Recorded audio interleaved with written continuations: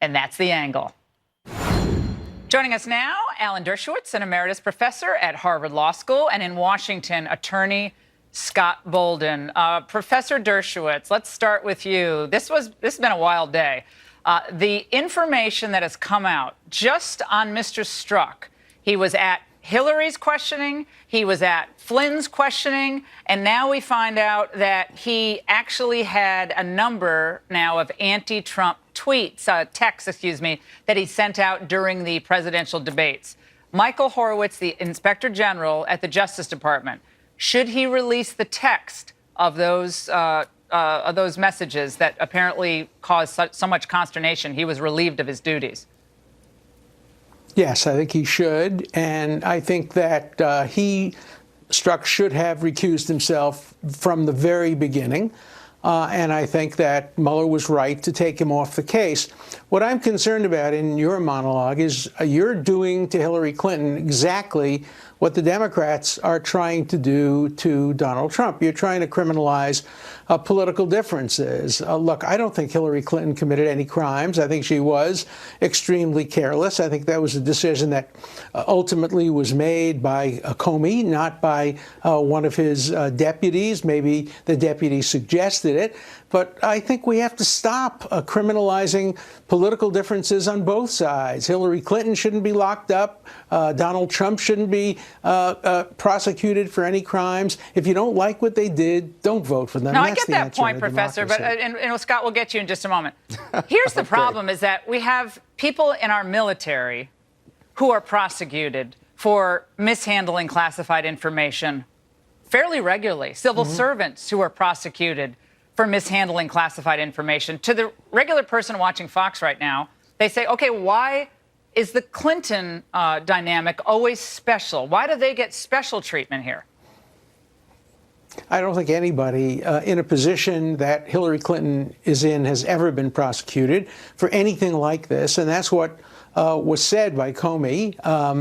And I think that's right. When you're in a position like Secretary of State and you have a lot of underlings working beneath you, it's very different than if you are your own officer in the Army and you take things home in clear violation of rules. It's classified information. You know, on the other side, I hear my friends on the other side are saying exactly the opposite, that the case against Hillary Clinton is non-existent and the case against Donald Trump is very strong. Let's go to Scott. I want to see a ceasewire on both sides. Yeah, I got it. But, I mean, then there's nothing you can do as an elected official to mishandle classified information that would actually redound to becoming a criminal violation. But I get your point. You don't want to criminalize politics. You have to show specific intent. But, Scott, let's go to you. I think deleting a lot of emails shows specific intent. But, Scott, let's go to you. Let's start with Strzok and let's reverse the tables here.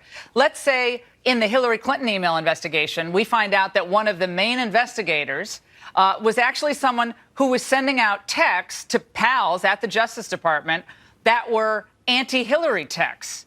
Would you be on the show now fairly upset about that if it hadn't been at least revealed? My position would be exactly the same. I agree with Professor Dershowitz. In this regard, you sound like, Laura, that this is the main investigator. He's making decisions on his own. He was the number 2 guy in counter intel. He may be, but there are layers and layers and checks and balances. So you wouldn't have in a problem all with it, investigations. Scott? You wouldn't have a problem if the shoe were on the other foot. Honestly, I have a problem with it. He should be removed. It's an appearance issue in connection to this sensitive investigation, but it is not the end-all or be-all to whether the investigation ought to go away or whether it has been severely tainted. He has been removed. What else would you have Mueller do? In July, 6 months, 5 months after he was there for the questioning of Michael Flynn. And he was not alone in those only when the IG got the information, we found out about the text. He was not making the final call. And when they found out about the texts, he was removed to an HR position. Yeah, that's ironic, Professor Dershowitz. He's at HR now. That's as much as you can do.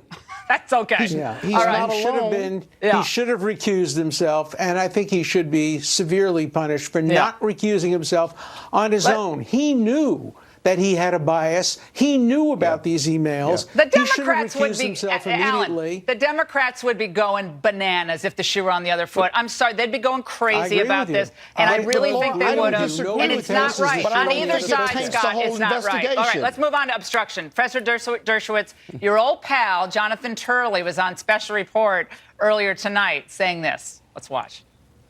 I'm afraid I have to disagree with my friend Alan on that. I've always taken the view that a president could be charged with obstruction. But in fairness to Alan and Mr. Dowd, the president's attorney, this is a good faith question. You know, the professors use this as a parlor game for years of whether a sitting president can be indicted, the meaning of emoluments, whether you can self-pardon. It just happens that this administration seems on course to answer all of them.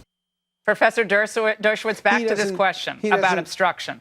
And the president. He doesn't have my view correctly. He doesn't have my view correctly. Of course, a president can be charged with obstruction of justice. Nixon was, and Clinton was. But in order to be charged with obstruction of justice, you have to go beyond simply exercising a presidential prerogative under Article 2 of the Constitution.